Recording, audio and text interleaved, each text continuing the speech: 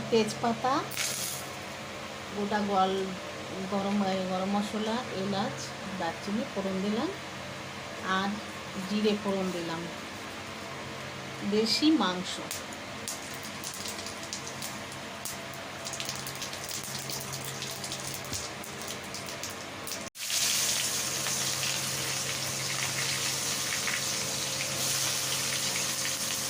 এটা পরিমাণটা 1.5 কেজি মাংস, 1.5 কেজি না, 1 কেজি 300 মাংস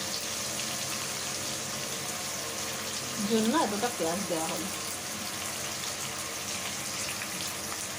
দেশি মাংসের ঝোল,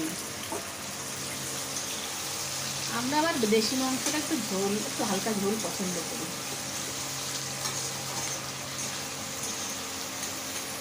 একটু নুন, একটু হলুদ অল্প করে দেবেন পরিমাণ মতো পেঁয়াজটা ভাজার জন্য এখন। আর একটু রসুন দিয়ে দিলাম থেতো করা,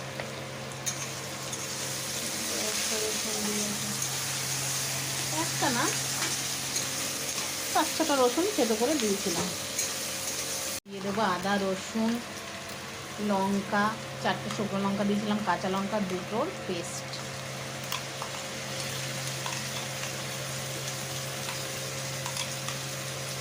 এবার পেস্ট দেওয়া হয়ে গেলে ভালো করে এটা একটু নাড়াচাড়া করে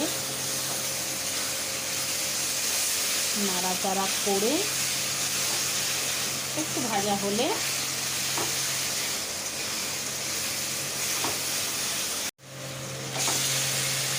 পুরো ঢেলে দিলাম দেশি চিকেনটা। এইবার আস্তে আস্তে কষাতে হবে খুব ভালো করে, একটু নাড়াচাড়াটা দিয়ে দিবে। কষাতে অনেকটা সময় লাগবে।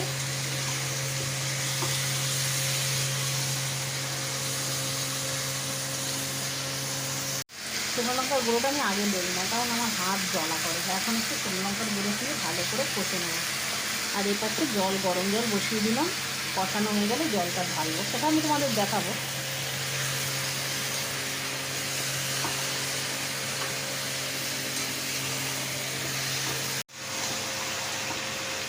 অনেকক্ষণ ধরেই কষানোটা হবে।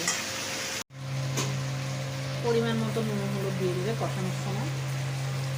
মাংসটা ভালো করে কষানো হয়ে গেছে, গা থেকে তেল ছেড়ে দিয়েছে। এতক্ষণ ধরে কষালাম, সেটা তোমাদের দেখাইনি।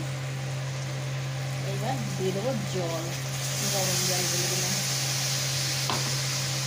মশলার বাটিটাই দিলাম, কারণ মশলাটা ওর সাথে নষ্ট হবে না, একটু মশলা ছিল ওর সাথে। এবার ফুটান্ত গরম জল ঢেলে দিলাম। মাংসে আমি গরম জলটাই দিই, আশা করি তোমরাও সবাই মাংসে গরম জল দাও।